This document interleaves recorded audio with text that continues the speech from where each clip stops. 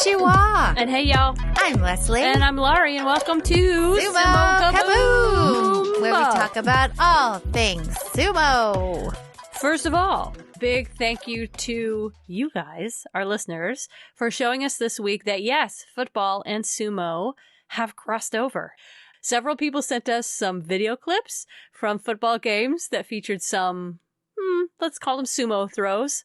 But Sumo Soul reached out to us and sent us a picture of Wakanahana, who had a very short-lived career with the Arizona Rattlers, a football team here in the States. And we had no idea that that had happened. So thank you so much for teaching us something about that. And you guys, please keep sharing. We're learning through you.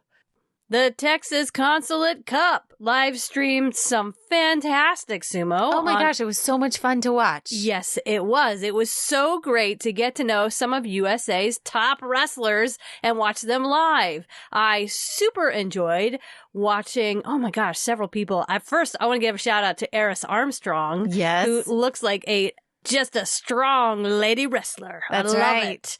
She walked away with the Women's Open. In my perspective, look, women are the key to the future of sumo because you got to have women in sumo in the Olympics for the men to be there. So it was really cool to see 3 women at the forefront of the sport show up and also wrestle with the men. That was so in the open. Cool. Yeah. Men versus men, men versus women in the open division. That was super fun.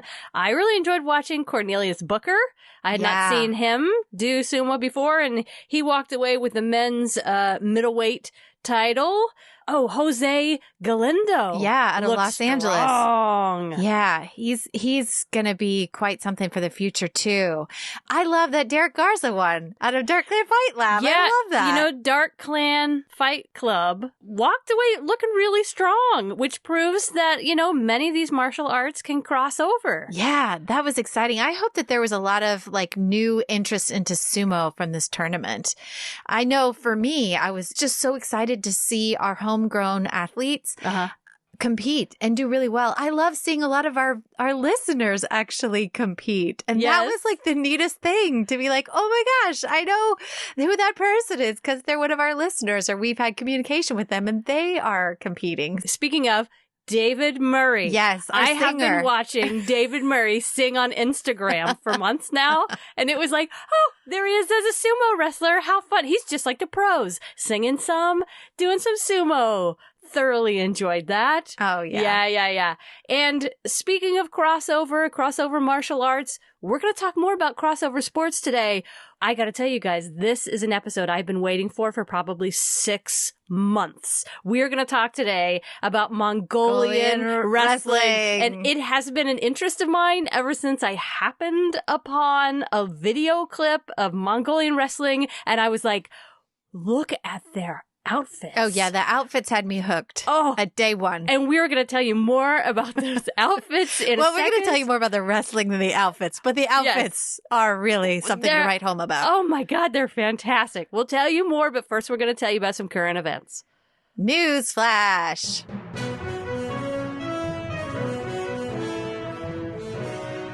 I know you all are a little probably worried about Kota Shogiku with his left calf injury, but in a phone call to the mayor of his hometown in Yanagawa, he talked to the mayor on September 30th about his future in wrestling, and he said that he wants to keep wrestling. He plans on being back in November, but he doesn't care if he's dropping down to Juryo.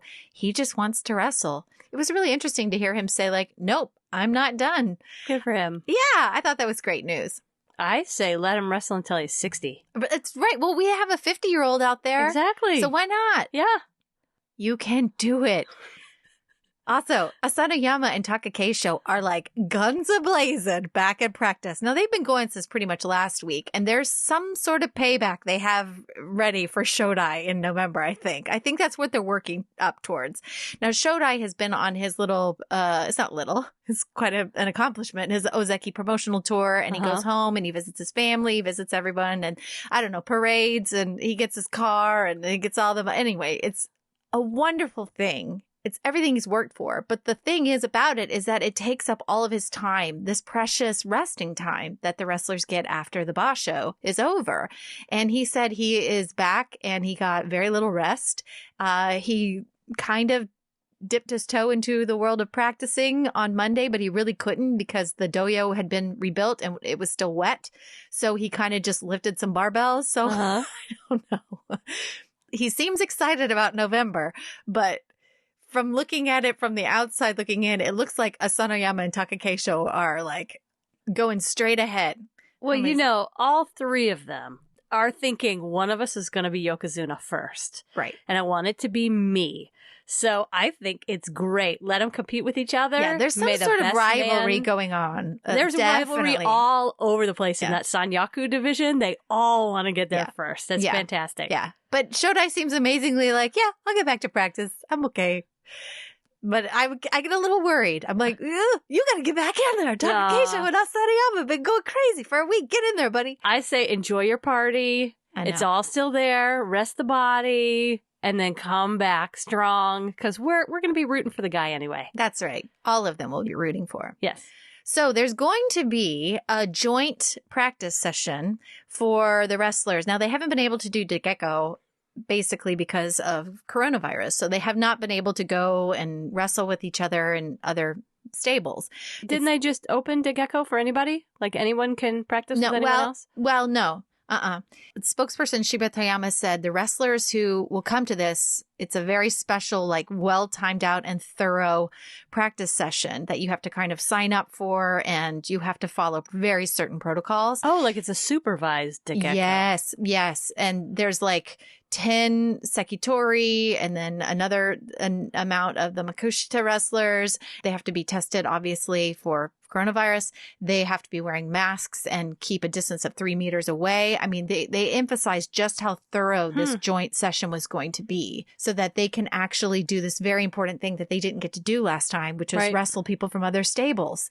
And I think that with injuries and, I don't know, watching the last basho, I thought, yeah, that was definitely something missing. And you could see that, I think, in the wrestlers when they wrestled. There was just a little rustiness. And I think that this is a big part of the process. So if you're in a smaller stable and you don't have any other high-ranking wrestlers to practice with, you're going to be really excited about this opportunity. Yeah, you need to go up. Yeah, to go up against some bigger guys and to make sure your body is strong. I agree with you. I think that lack of training kind of shows up in injuries. I mean, same thing is happening in football. Oh, God. Right now. Dak Prescott got compound fracture. Got hurt this weekend. Did I just laugh? I just laughed. I'm so sorry, Dak. That's not funny. Well, but I don't know if Dak's listening to us right now. I'm sure he is. I'm sure in Dak his hospital room, he is listening to Sumo Kaboom. Let's hope. But yeah, sorry, Dallas Cowboy quarterback. I'm not a huge football follower, but I heard my dad groan from the other room as he was watching the Cowboy game last night. Oh, like, I saw him being, carted off and crying, and I was like, oh my God, what happened? Because I knew Dad was watching it. We all had to check in with Dad to see if Dad was okay. But the main point is more Dallas Cowboys have been getting hurt this season because their training season, is shorter. You end up with more injuries in performance. And the same thing's happening in sumo, I think. Right. And we do not want a Dak Prescott in the sumo world. Oh, God, no. But we send all of our love and good vibes to Dak Prescott. Even though we don't follow a lot of football, we do adore Dak Prescott because it's in our blood and we are Dallas girls. So it's part of us. And can I say, this sort of harkens back to our Consulate Cup this weekend. I want to say Texas sumo wrestlers and Texas football players are really winning in the tattoo world. Oh, yeah. When I watched the Consulate Cup, I was like, look at all of these tattoos. And I had forgotten that in the sumo world, you're not allowed to have tattoos or beards or long nails. We break the rules here in America, don't we? I had to go back and look up the sumo world. I was like, why don't we see tattoos in the professional sumo world? And it was like, oh, yeah, because there's a rule that says you can't have them. And I'd forgotten about that rule. Yeah, but you can have like massive sideburns like Chiyotairu does. It's almost a beard. I was like, I could see his rebellious side. He's like, it's not a beard. Even though I really want a beard, it's just sideburns. Or it's just a fascination with Elvis and chops. Because he's definitely got chops. Anyway. Mongolian Wrestling.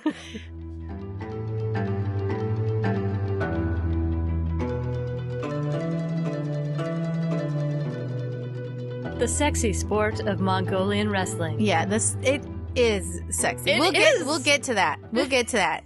Can you hear I'm getting Twitter pated already. Oh. All right. So after watching numerous videos on wrestling in Mongolia, my head kind of began to spin this week with just how much wrestling there is in Mongolia. Yeah. So they have a really strong tradition dating way back to Genghis Khan is the way it's pronounced, not Genghis Khan, like us Texans say, Genghis Khan. It's Genghis Khan, Goldie Hawn's brother. Genghis. And he was kicking the world's ass way back when and expanding his empire.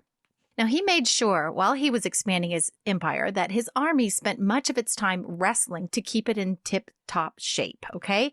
So Mongolian boys, ever since, have been wrestling from a very, very early age. It started with way back then. Actually, perhaps 7,000 years back. Like way before Jesus' time. Way before Jesus' time. Like, were there Neanderthals back then? Who knows? Were there dinosaurs? Who knows? No, I know there were not. I know. I'm not that dumb. But still, 7,000 years ago is like a long an eon. time. Oh, yeah, away. And so one could say they have steadily for thousands of years perfected the art of wrestling. Okay, so a little backstory again on Genghis Khan. Or not Genghis Khan. Oh, Chinggis? Genghis Khan. Like a ch. Yeah. Like chain. Yeah, Genghis Khan. At least that's the way they said it in all of the different documentaries that I watched. I kept hearing I couldn't tell if it was Genghis or Chinggis because it happened really fast. And the Mongolian language is very like forward palate. It's a lot of yeah, but they also have some Russian stuff in there. But I'll talk about that because of where it's situated. Okay, great. Okay, in 1206, Genghis Khan founded the Mongol Empire, and he amassed the largest continuous land empire in history. We've all heard about this. Mongolia, though, afterwards got tossed around for many hundreds of years, okay? And Mongolia kind of got taken back by the Chinese in the Yuan dynasty. And then Mongolia then decided to conquer somehow China again. And then back in 1711, okay, so there was like 500 or 600 years of like back and forth. But in 1711, it was kicked out of China for good. And it finally became its own independent and weirdly, mostly Buddhist monk. Like its population turned into 30% of the men in Mongolia became Buddhist monks. I don't know why. That's a whole other history lesson. But basically there was this reabsorption from China. And then finally it became independent until that collapsed. Okay. And so then the Russians came into play around 1921, 24. There's some independence in there, but they absorbed Mongolia. And then finally, in 1989, when the Soviet Union fell, the Russian occupation left Mongolia, and then Mongolia was sitting there all by itself, finally free of occupation and broke. But all of that to say is that for 1,000 years, they have been warriors. Let's just say for thousands of years, they've been at war. Yeah. Can you imagine this? If your ancestry is just war, I'm sure it's not just war. You would want your children to be fierce. And strong. And very, very strong. And so children from a very, very young age, 3, 5, they're all learning how to wrestle. They're on horseback, riding bareback by 5, and they're herding, and they're doing archery because you have to do that to be a good hunter. And training hawks. Eagles. Yes. So many of these young kids and men, like it is wished upon small children, like when they're born, the boys are born, they're like, we wish this child to grow up to be a wrestler. Mm-hmm. Not like to be a doctor or anything else. They're like, we want him to be a wrestler. Mm-hmm. And so it's in every Mongolian's mindset that a man should grow up to be a wrestler. It improves their independent thinking, how to learn to actually be kind, working with others, and to develop themselves and their spirit, mm-hmm. which I thought was really interesting because it's not just about the war aspect of it. It's about how to be a good human being. Mm-hmm. So I dug deeper into the Mongolians and their extremely strong wrestling tradition and why so many of them have turned to professional sumo. And there's a bit of a backstory, again, just how Mongolians came into the sport. Popularity actually within Japan of sumo had kind of waned. Is that the word? Waxed, waned? Other generations, older generations, were still loving sumo, but unfortunately, the Japanese kids just didn't want to join up for many reasons. Mostly the arduous practice, the time, the monk-like living you had to do if you were part of a stable. Mm-hmm. And a lot of them didn't want to wear a mawashi where they're bearing their bare butt. So as far as the Mongolian contingency in sumo, a lot of their success over the last 20 years has to do with the opportunities that sumo in Japan provided an impoverished Mongolia. Mm-hmm. Okay. So Mongolia under Russian satellite rule, as I had mentioned earlier, suffered greatly, and it collapsed completely when the Russians left. And you have a lot of this 3.3 million population. A lot of them live in Ulaanbaatar, but which is the capital. that's the capital. But 30% are still nomadic and Mm-hmm. living a harsh life. And living in those yurts that Yes. we've all seen. Mhm. Yeah. yeah. And so if you want maybe more financially for your kids, about 20 years ago, an opportunity to do sumo in another country to be fed, taken care of was Mhm. maybe something you would really consider. Mhm. Now they have rebounded and Mongolia is becoming more of a rich nation with about a $400 monthly salary. The average Mongolian would Mhm. make. Japan started to look really good and had a lot of conveniences, and modern countries like Japan look like an incredible place to maybe send your kid who has a lot of wrestling potential. In 1992, the JSA, I believe it was JSA sponsored, I imagine it was, sponsored a recruitment tour to find more fresh blood for sumo. Okay.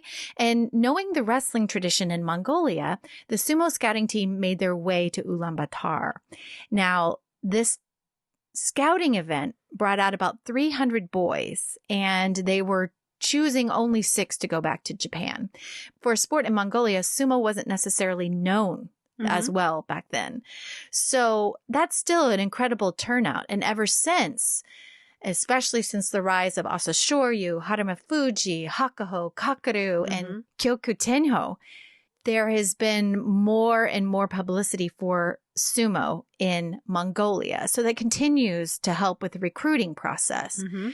I think the opportunity and mixed with their actual success, these young boys, considering the harshness of their life in Mongolia, a life in the stable has been hard. I mean, it would be hard for anyone, but they managed to do it and do it really well. These boys were just rough, hardened kids that coming into sumo was not an incredible stretch. And see, Japan used to be the same way. Japan used to be a very impoverished nation where if you had mouths to feed and you didn't have the ability to do that well, you would have considered maybe sending your boys off to live in a stable so that they had a roof over their head and food to eat. Mm-hmm. Same thing with girls. You might send them off to become a maiko or a geisha, hopefully one day, so that they could have a chance at succeeding in their life and making more than maybe what a rural life would have given them. They excelled at sumo. That's kind of, I think, the explanation that made the most sense to me as to why the Mongolians have been so good in sumo specifically, and in all of the world's wrestling, really, is that from a very young age, they've been doing it. To achieve greatness and to achieve career success, they had to look maybe outside of Mongolia, and they have succeeded in doing so. There are some great documentaries that I will put links to in our show notes to watch about Mongolian wrestling. One of the things that makes the documentary so good is you get to see interviews with people like Asashoryu who answer that very question. Why are the Mongolians so good at sumo? And he said a couple things that I thought were really interesting. He said because young boys are used to riding by the time that they're 3, they have very strong legs, super strong thighs. Yes. And he also just talked a lot about how Mongolian wrestling is in their blood because they've been doing it for thousands of years. They've been doing it since they were children. And it's a slightly different wrestling form, which I'll talk about in a little bit, but it offers an understanding of the movement of the body that's just unparalleled in Japan. Yeah, absolutely. A side note, can we talk about the outfits, though? Please, because they seriously were my initial interest. Remember, I came running in and I was like, have you seen these? Yeah.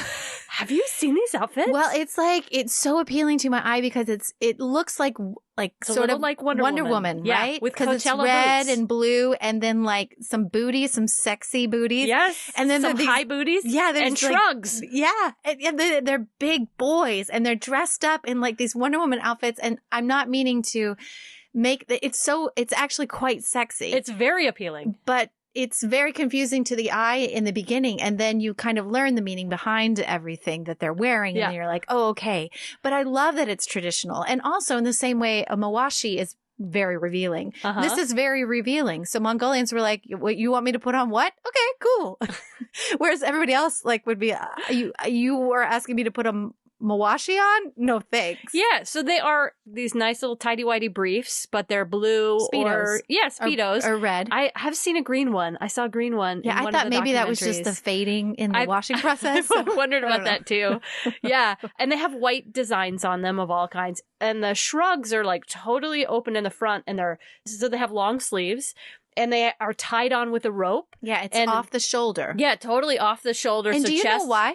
I do, but would you like to share? No, I mean, I know why, because I thought it was really interesting.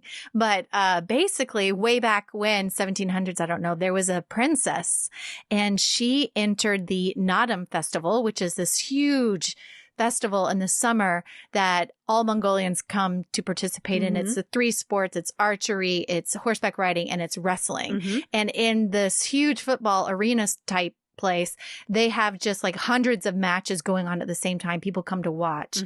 A woman competed and she won. This was before the open shrugs, right? And she had some sort of different top on, but I guess, and she won. beat the men. And then, right when she beat them, she ripped open her jacket and showed her bare breasts, and the men were horrified. They were totally embarrassed. And then they've kept women out of it. Yeah, then they changed the rules that said you have to show your breasts so that we can make sure you are not a woman. But what they gave us were these sexy little outfits that we tend to like a lot. And there's a great hat that they it looks kind of like a teapot. It does a little bit, and they take a little off spire. Yeah, they take off their hat to wrestle, and then it goes back on. It has like a big red ribbon down the back that has like their military, the ranks. Yeah.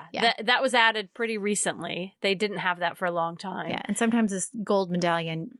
But up front, when I was watching them compete, the thing I found the most beautiful, and I love that it has such a connection to our wrestlers, is after you win a match, the guys take these kind of bird-like stances, running steps, and then they raise their arms in the air like an eagle, and they prance around. They take like a victory lap, kind of walking around with this bird stance. And it is the pre-game and the post-game ritual is beautiful, and it's obviously symbolic of birds, and that's the beautiful thing about Hakaho and Kakaru and their Shikona, and why there's this connection to birds in the Mongolian society. That motion is symbolic of a bird landing, like gently landing on the field and showing its power and its prowess. And they do it from side to side initially, and probably to show that they have nothing else on board, or hiding those breasts. Yeah, not hiding anything. I wish I could go back in time and just be like, been there when that princess was like, and look at my titties. Look at me, I won. Do you know that there's around 30,000 active wrestlers who wrestle year-round in Mongolia today? Isn't that cool? Yeah. And at the Nadam Festival, they will have, this is the main one. Like every little territory has its Nadam Festival in the summer, but the main one that happens in July in the capital city has between 500 and 1,000 men all wrestling. Isn't that crazy? And they're these beautiful beasts. They're huge. They're big. It's so interesting to watch. Ladies, they are gorgeous. Ladies, they're gorgeous. And you can go online and you can watch. You can just appreciate That's the right. fine Ladies form. or gentlemen, it does not matter what your preference is. If I had to These choose are beautiful Street men. Fighters, I would choose all of them. It's called, am I pronouncing this right? Buk. That's the style of wrestling in Mongolia. That's what it's called. It's I don't know. Buk. B-O-K-H. there's a lot more to know about the styles of wrestling because I started to see something about 3 separate styles of wrestling that have different rules to each one. I didn't get past sort of the general rules, which I can tell you about in a little bit. The main one, though, that's similar to sumo is that the first person to hit the ground, really, with their back and their shoulders. No. The main rule is you can put your hands on the ground, but you can't put your elbows or your knees. Oh. Okay. Or your back. Or your back. Okay. Yeah.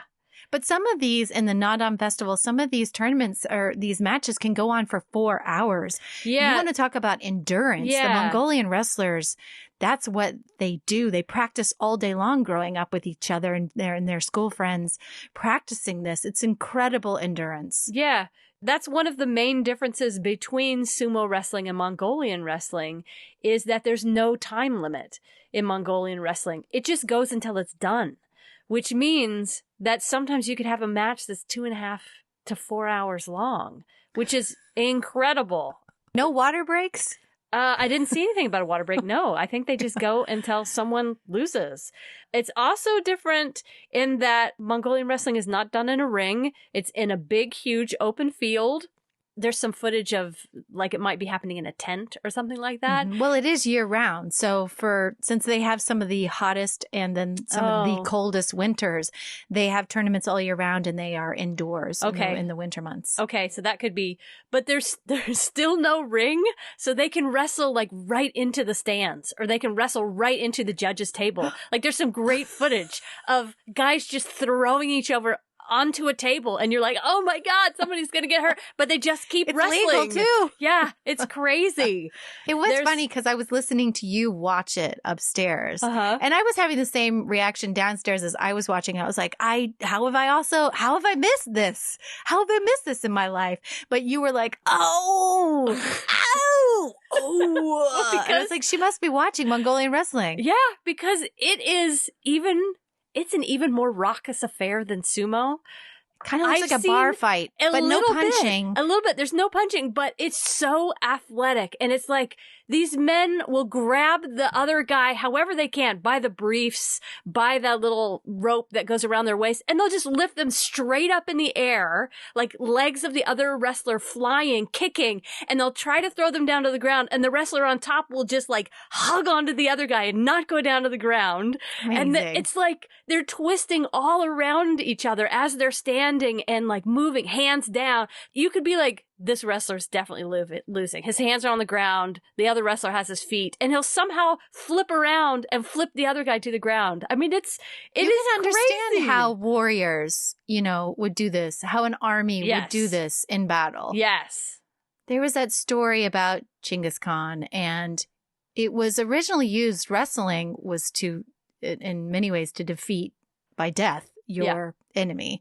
And there was a story somewhere in there about he had his political opponent come and fight with his, like he brought his wrestler and then Genghis Khan brought his big wrestler and they wrestled to the death. Whereas like the Genghis Khan's guy had the other guy on the ground in a position where he looked up at Genghis Khan and was like, is this a make or break? Like, is this the time?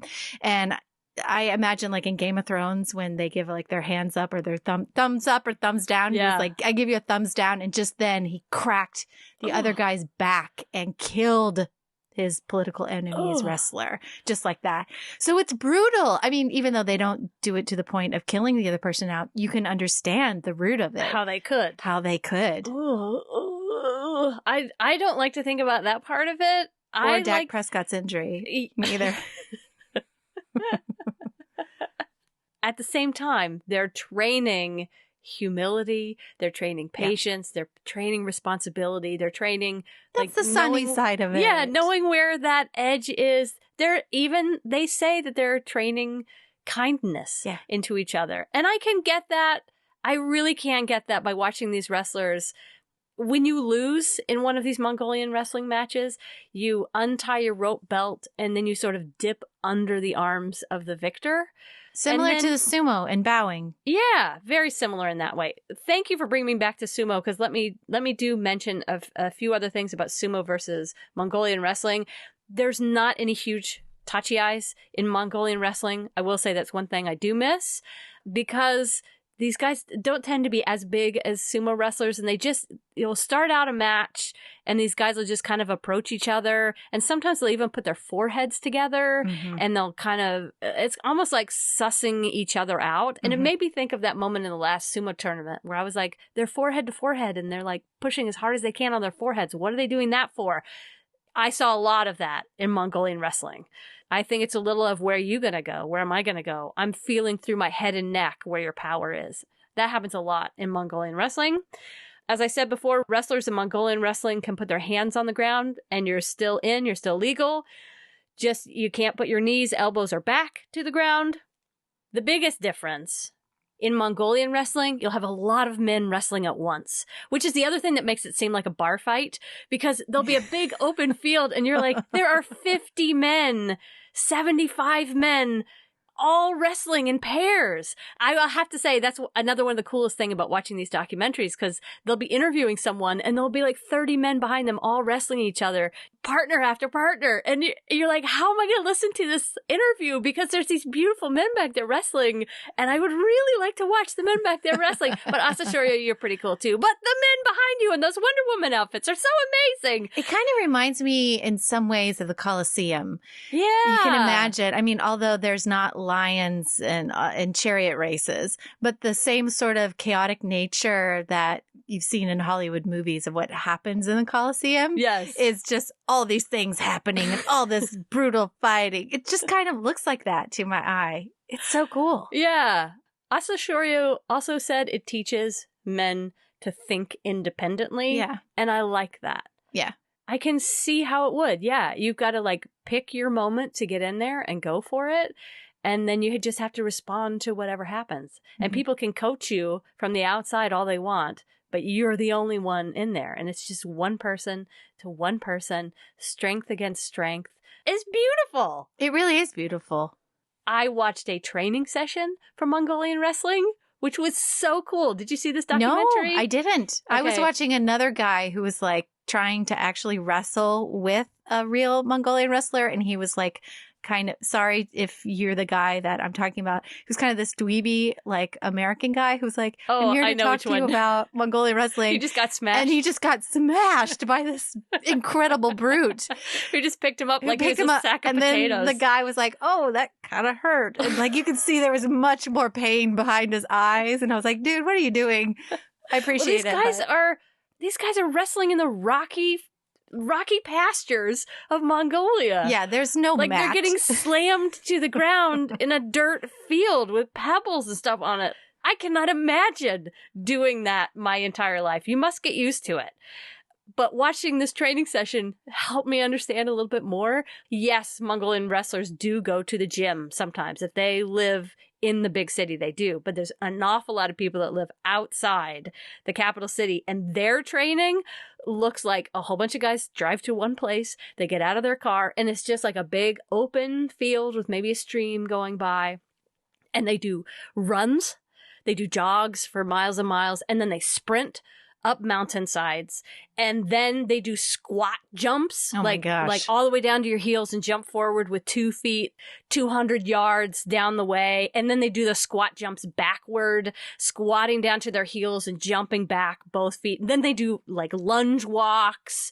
And I'm thinking, okay, this is like some terrible like park workout, but that's not the end. Then they run again up and down the hillsides. Whoa. And then they pick up their buddy and they walk them across the flowing stream with pebbles moving. Like wife underneath. carrying? Yeah. They carry their 300-pound buddy on their back across the river, back and forth, and they trade off like that, carrying them on their shoulders or piggyback however they can. We're such wusses compared to them. So they do that several times, and then they cool off in the river, and then they do push-ups and sit-ups, and if anybody does like a half-assed push-up, they start the number count all over again. Oh, so there's like, some accountability. Yes, push-ups like crazy, then they do a little yoga. Well, you're only as strong as your weakest link. So if you're going to hunt with these guys, or if you're going to be in battle with these guys, you want to make sure that the weakest link is not your weakest link. Exactly. Then you do some pull-ups on a real janky-looking bar that's in the field that you've set up somehow, and then you wrestle. Oh my gosh. For hours. hours, probably. Yes, for hours and hours and hours. No wonder. And there's no, like,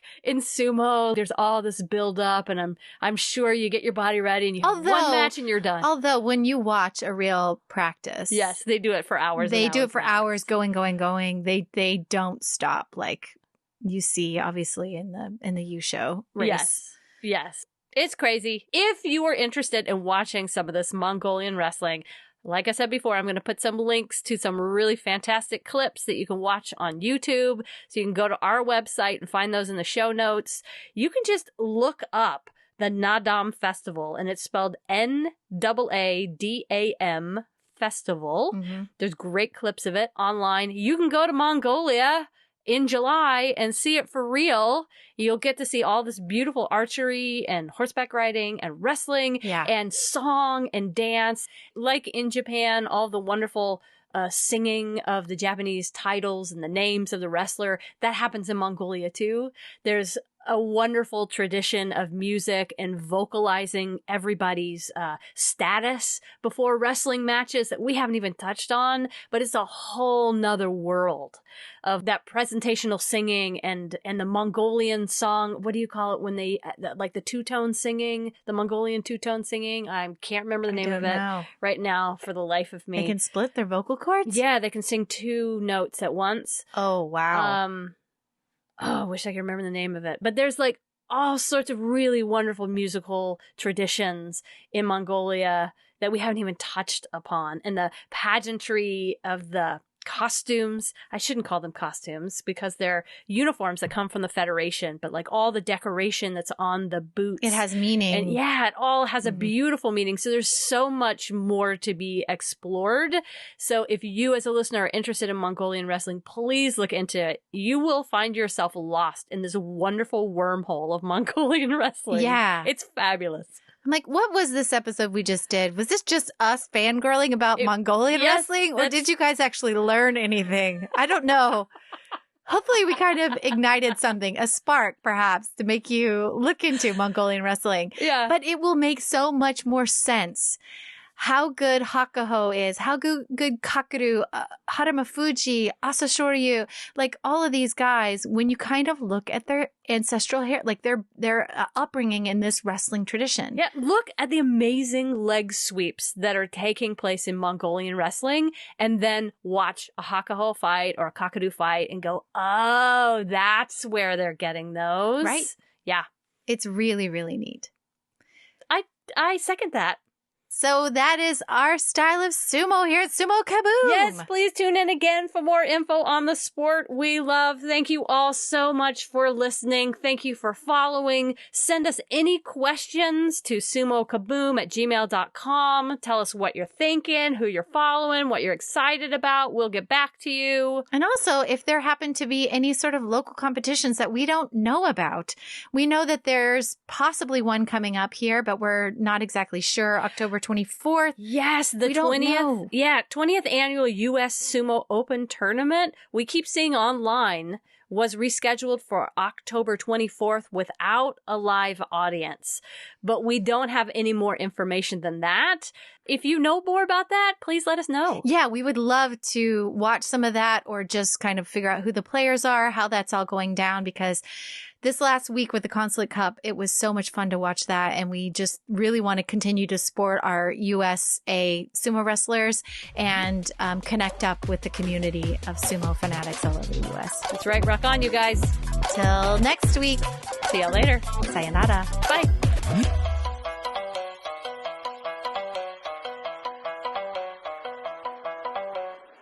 Hi, Dad. Hi, Dad. Hello.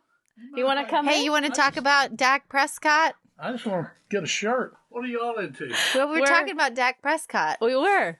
Well, Dak is a great player, Isn't and he? hopefully he'll be ready to go next year. Hopefully. Well, yeah, you never know how these things turn out, but usually they turn out well because knowing what you hear about Dak, he works hard.